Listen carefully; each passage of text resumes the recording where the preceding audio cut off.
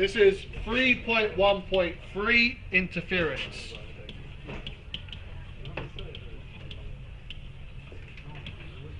Now I'm going to start by sketching a progressive transverse wave. So we draw our axis or axes. I draw the wave, we'll label the crest and the trough. And this is a progressive wave, which basically means it moves. And it's moving from left to right. It's transferring energy from left to right. Now, if two waves were to meet each other, then the place that they meet each other, we call that superposition. So two waves have met each other, they have superposed, and they have joined together to create a new wave. So a few things can happen. If a crest meets another crest, then that gives us a much larger crest.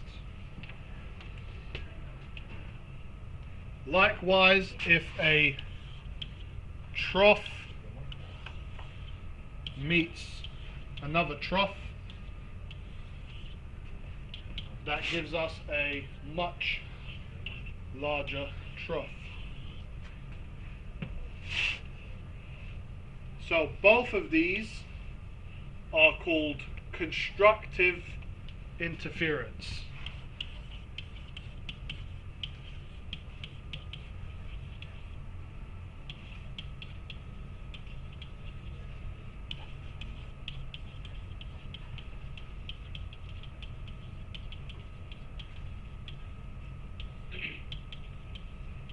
So constructive interference occurs when a crest meets another crest, or a trough meets another trough, and where they superpose, you get a larger wave.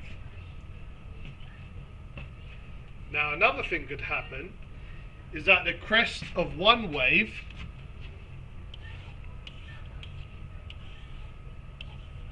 meets the trough of another wave.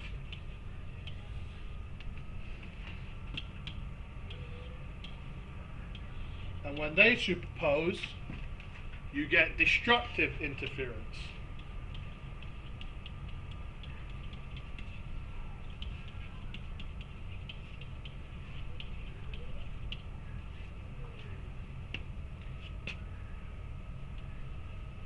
When you have destructive interference, the waves cancel out and the amplitude becomes zero. That's assuming that both waves have the same amplitude. If they don't have the same amplitude, then it will just become a smaller amplitude. And the addition of waves in this way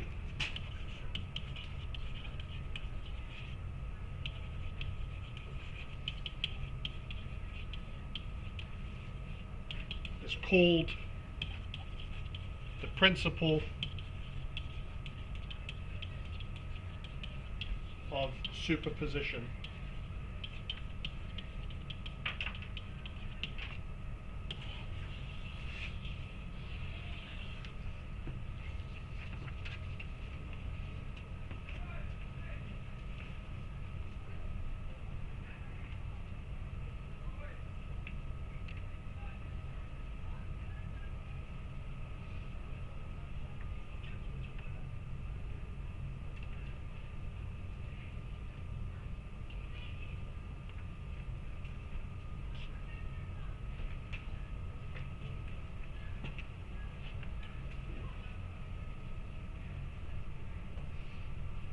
Now, start a new page.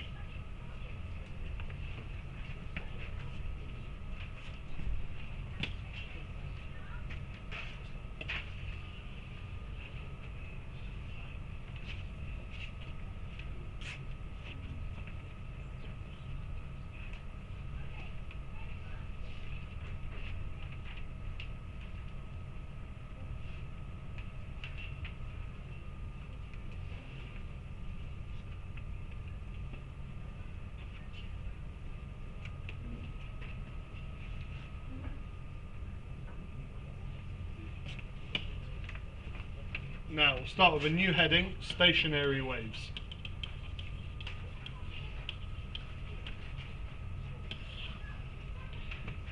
So, we take a device called a vibration generator.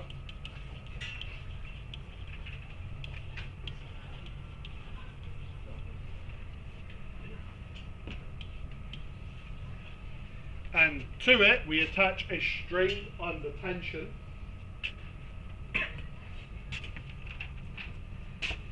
When we turn the vibrations on, that creates a wave that travels along the string to the right, where we have the string at fixed.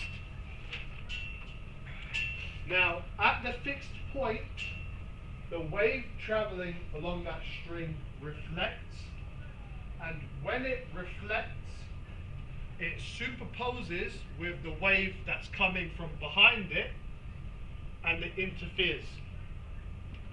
And that creates what we call a stationary or a standing wave. It looks like the wave is not moving at all. So your crests and troughs appear to be located in a fixed position, and they don't appear to move as you normally expect them to.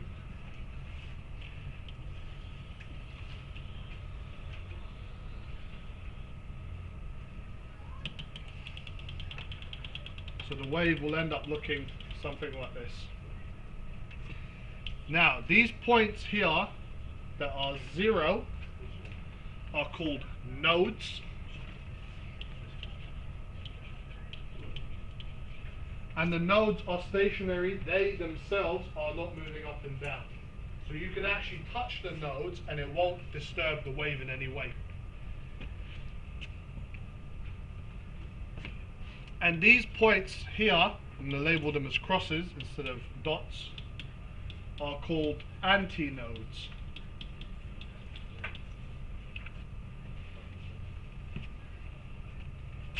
And here we have a fixed point.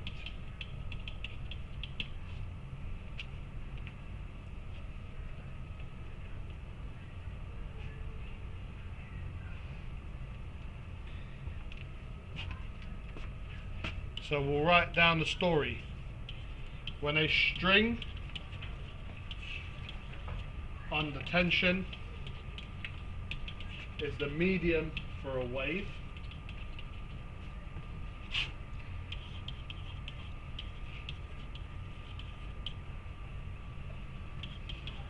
the wave reflects from the fixed point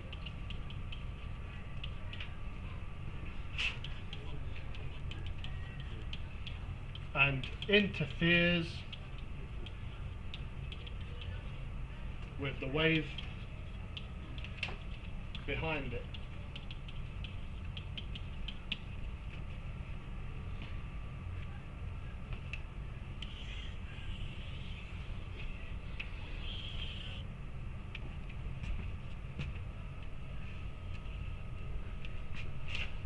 Now we can actually create stationary standing waves in multiple different ways. We could use reflections, or we could also emit two different waves which interfere with each other.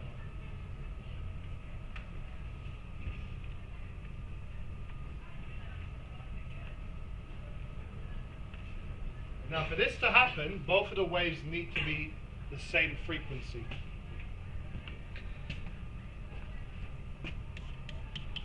So, for two waves of the same frequency traveling in opposite directions,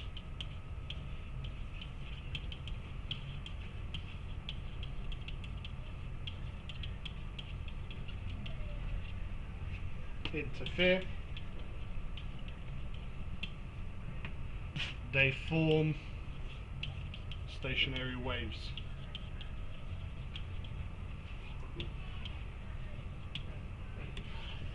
Box around that.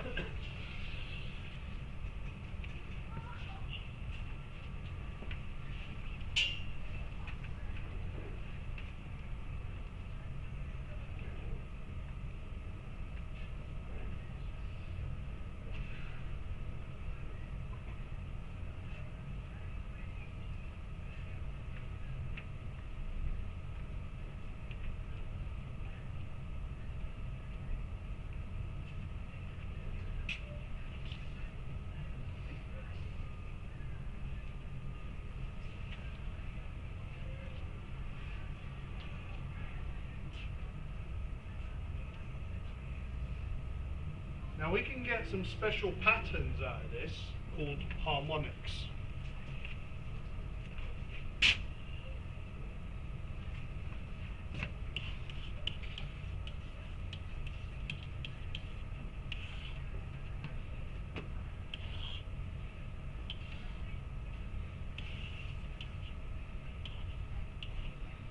So here's the length of a string L.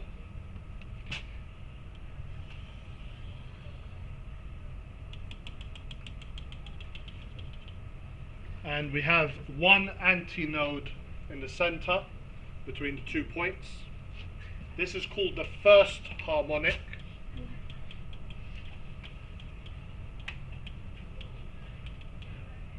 And the first harmonic has a wavelength that is 2 times the length of the string.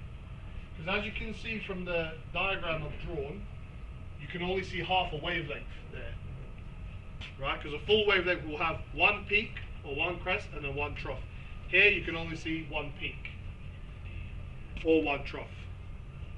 So the wavelength here is 2 times the length L, and the frequency is equal to c over lambda, which is speed of the wave over lambda, which is c over 2 times L.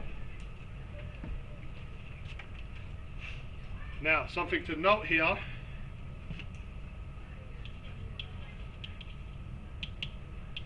c is not the speed of light.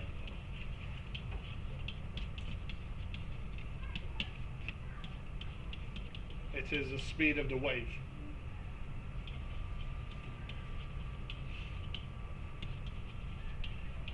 Now, if we created a standing wave using light or electromagnetic radiation, then c would be the speed of light. But it's not light, this is just a string that's vibrating. Or any wave for that matter. It could even be done with sound waves. So c is just the speed of the wave.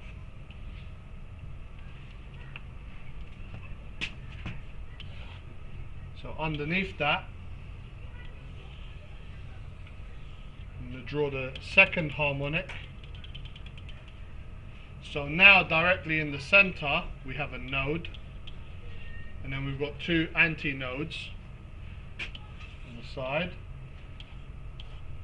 Again, the space is length L, so the string is length L. This is the second harmonic.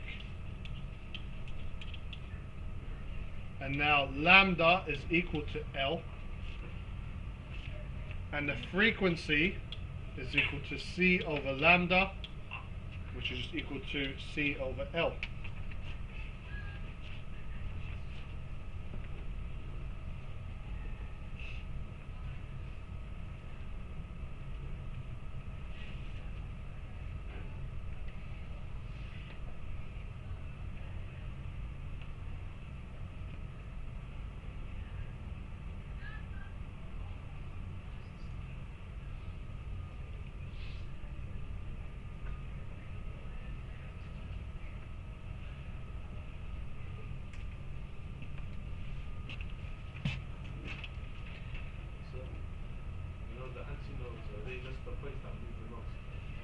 Yeah.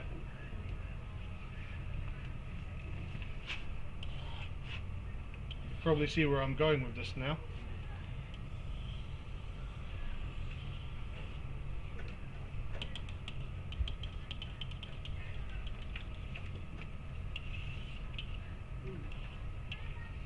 So this is then the third harmonic.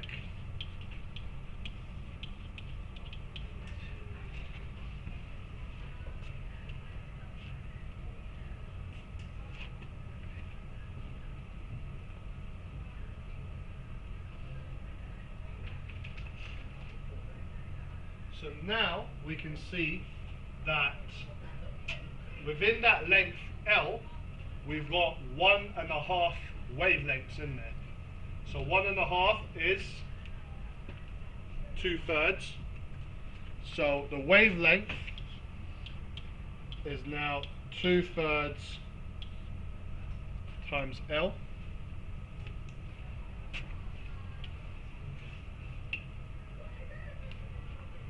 And the frequency, again, is C over lambda.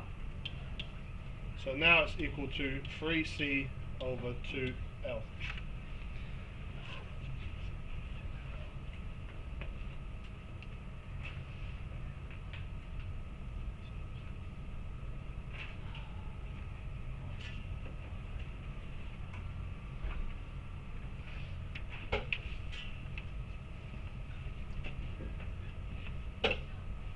So in general,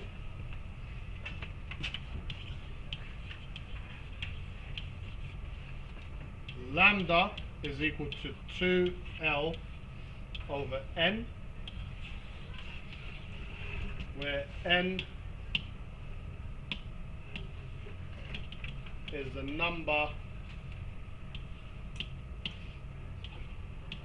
of antinodes.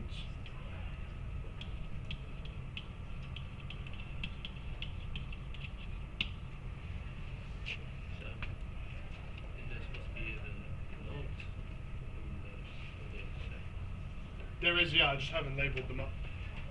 So I can label them if you like. So there you go.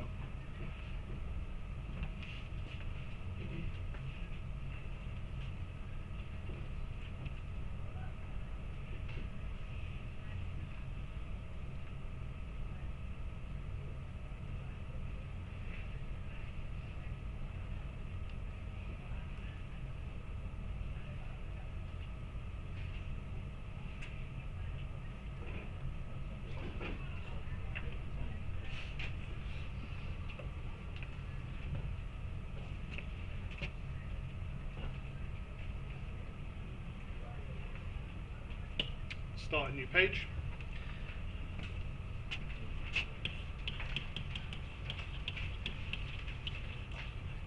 Now, if we know the tension that's being applied to the string, and we know the mass per unit length of that string, we can work out what the frequency is of the first harmonic. So let's again sketch a vibration generator.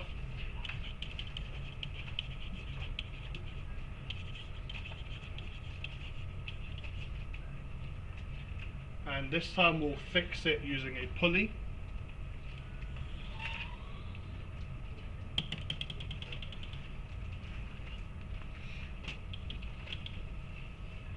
And on the end of that string, we attach some mass M. So if we attach some mass M, the weight of that mass is transferred to the string, so it's equal to the tension in the string.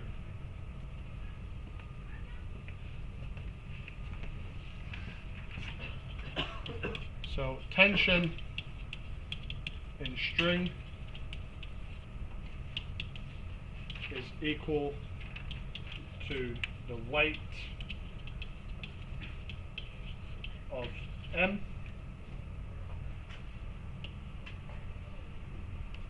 So that gives us tension equals to mg.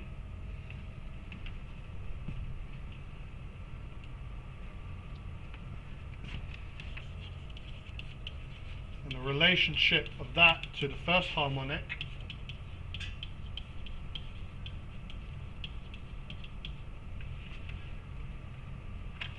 is that the frequency f0 is equal to 1 over 2 times the length times the square root of tension over mu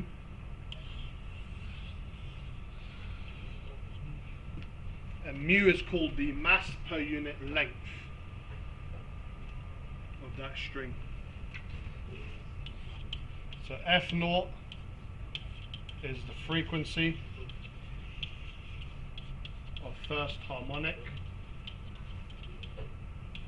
measured in hertz. L is the length of string in meters.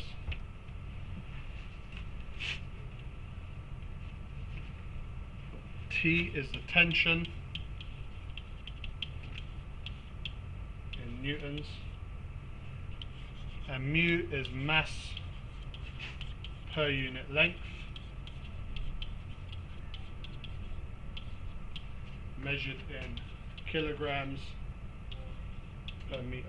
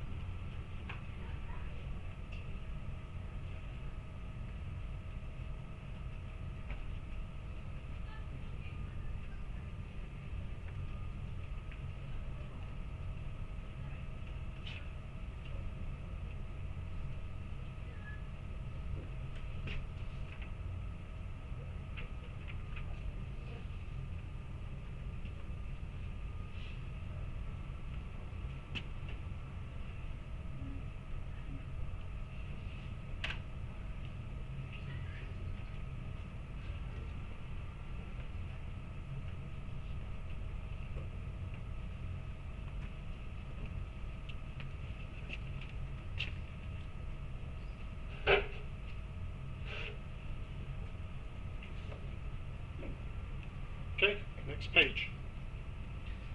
So now we'll talk about the cathode ray oscilloscope.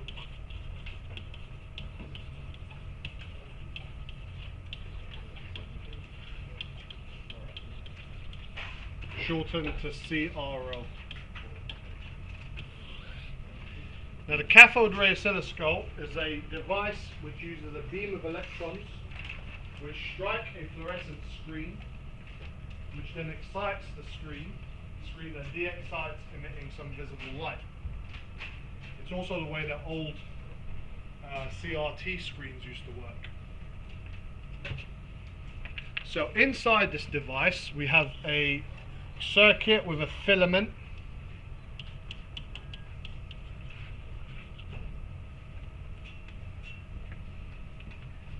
When you have a circuit with a filament, as current flows through the filament gets hot. When the filament gets hot, that provides enough energy for electrons to liberate, and so they fly. Now this is going to be an oversimplification of this device.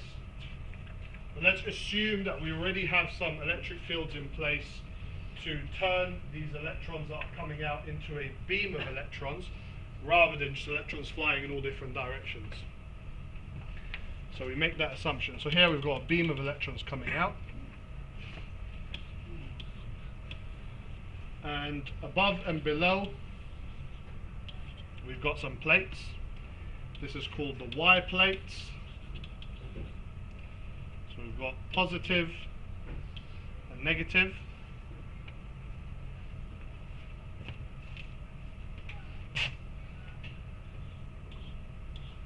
And then we've also got the X plates,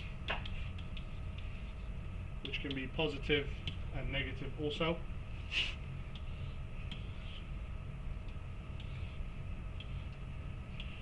And then all the way on the side we have a screen that is divided up into a grid. The X and Y plates connect to something called a time base.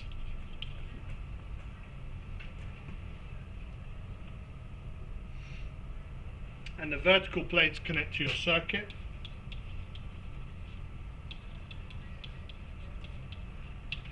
So for example, if you're using the oscilloscope to measure potential difference, that will be connected directly to your circuit. If you're using the oscilloscope to measure the amplitude and frequency of sound, they'll be connected to your microphone, whatever it is you want to connect it to. If you wanted to measure the frequency and amplitude of the vibrations of the string, then you would connect it to the frequency generator that's creating that electrical signal that causes the vibration generator to oscillate in the first place. So these beam of electrons, they pass through these plates.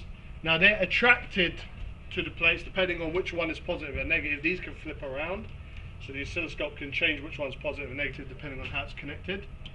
So in this situation, as it stands right now, these electrons will first of all be attracted upwards towards that positive Y plate, and it will also be attracted into the paper towards that positive X plane. So these electrons will deflect and it will strike the oscilloscope screen at that point. So obviously these plates can be adjusted so that you can make the electrons strike the screen at any position, and that can create an image, and these can change very quickly. So the Y plates, they control the electron vertically, or electrons vertically,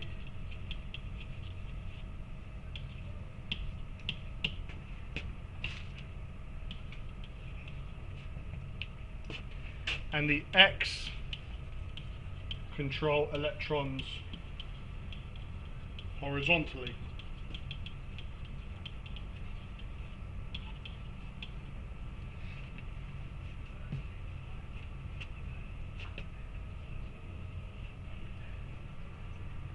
Now we could see different things on the screen.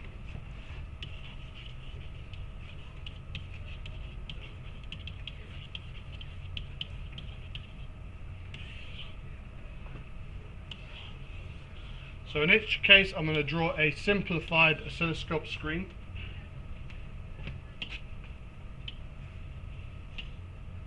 And I'm going to use green to show what is displayed on the screen. So let's say we attach the Y to an oscillating current, so an alternating current, and we switch the time base off, which basically means that the timer within the oscilloscope is turned off and the X plates do nothing.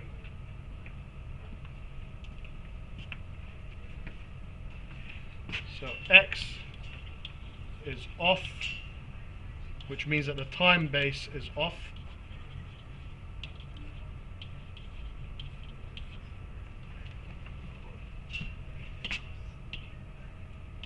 Now, what that oscilloscope screen will do is it will do this. Starting from the center, as the potential difference or current oscillates, positive to negative, this is what the oscilloscope screen will be doing. So in other words, we'll only see a vertical line on the oscilloscope screen.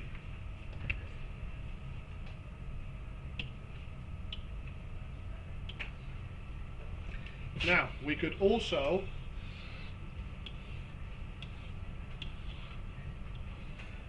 have no signal on the Y, so don't connect Y to anything.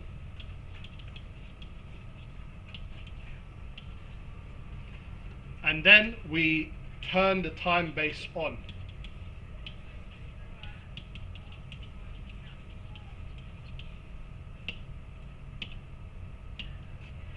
So now what the oscilloscope screen will do is when the time is switched on, starts from the left, traces to the right, then goes back, traces again, goes back, traces again, in the same way that I'm doing it on the screen here.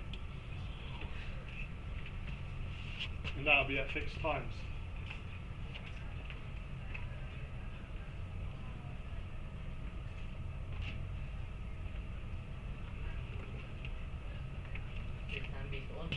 Here the time base is on, but we have no signal on Y, so we haven't connected the oscilloscope to anything.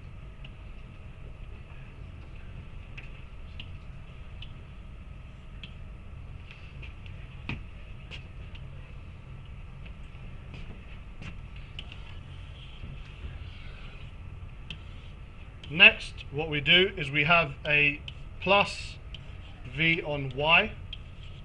So this is a DC signal, and time base is off.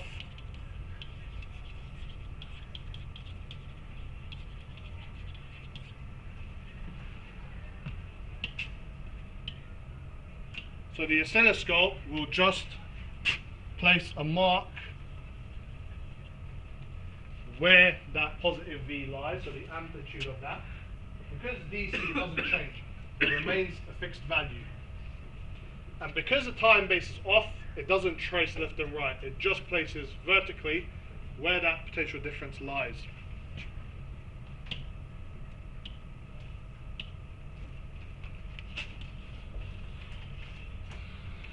We could then have the same thing, so plus V on Y, which is again a DC signal.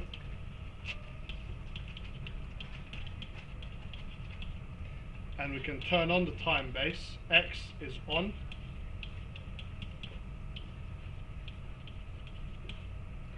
And now what the oscilloscope will do is when it starts, it will trace that signal along, and as that time elapses on the time base, it will go back and trace it again and again and again. So you'll just get a horizontal line on the screen.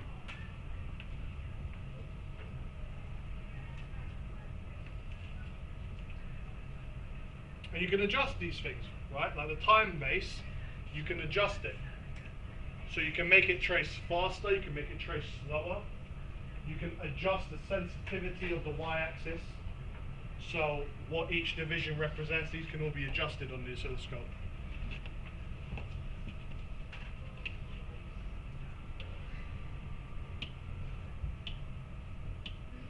So next, which is probably the most useful one,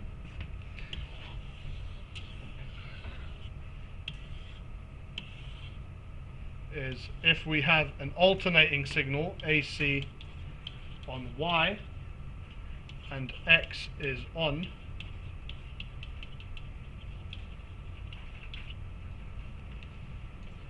well, now what it will do is the signal will not just oscillate up and down now, because the time base is on, it will also be traced left to right. And if it's traced left to right, and it will keep repeating the same thing over and over again, is you'll get what appears to be a waveform on the screen.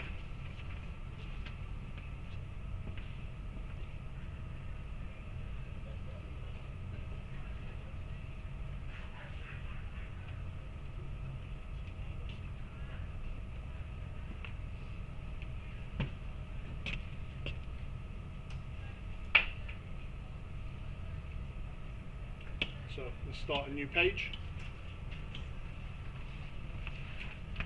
And this is the CRO screen. So our oscilloscope screens are essentially a graph. So CRO screen is a graph. So I'm going to sketch one out.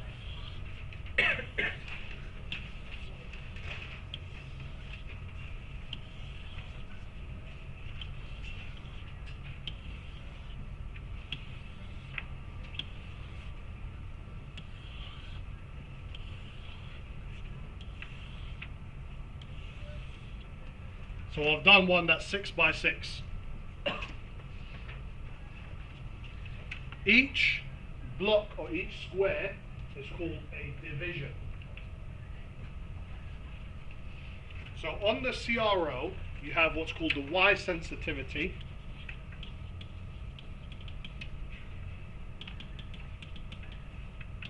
Which is the potential difference V per division.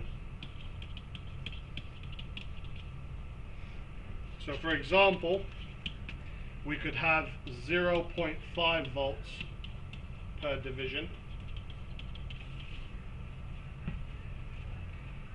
And then the X sensitivity is the time base.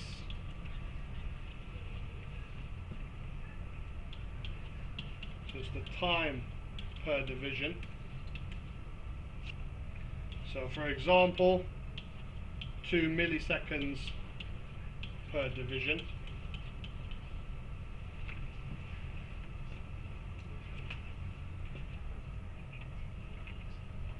So I'm going to do an example now.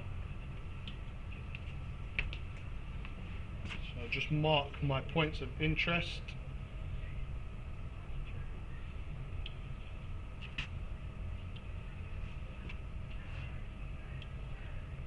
then once I've got my points of interest marked, I can draw a wave on the oscilloscope screen. So the amplitude here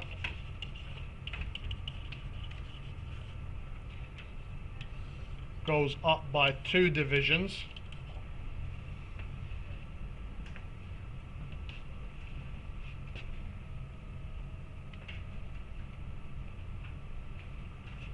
And the period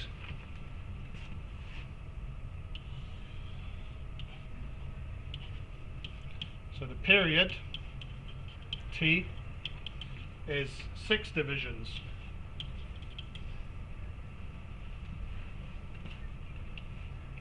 So in this example, the amplitude is 2 divisions,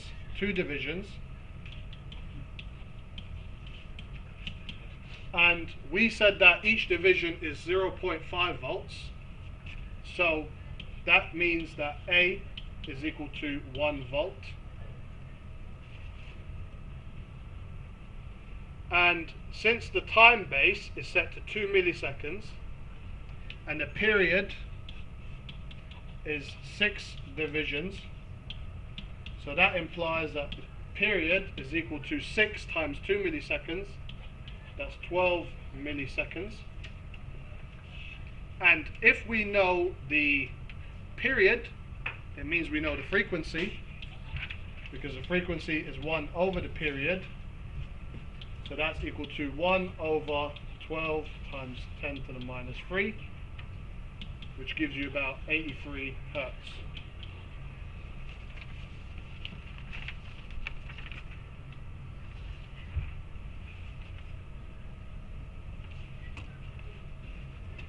And that's the end of 3.1.3.